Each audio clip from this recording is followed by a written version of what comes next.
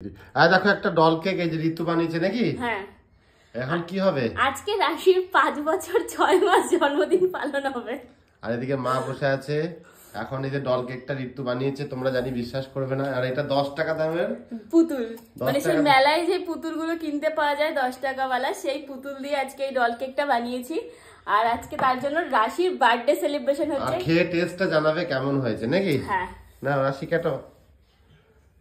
Happy birthday to you, happy birthday to you Rashi, happy birthday to you. পারবা তুলতে? ভালো উড়ে যাবে।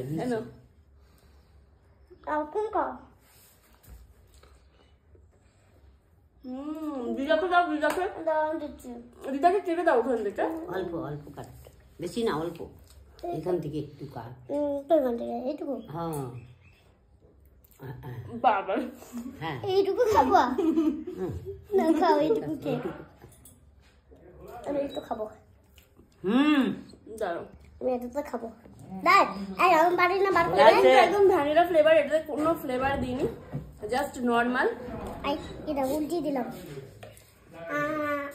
রাশির আমার কেক খেতে খুব ভালো লাগে, তার জন্য অ্যাকচুয়ালি বানানো।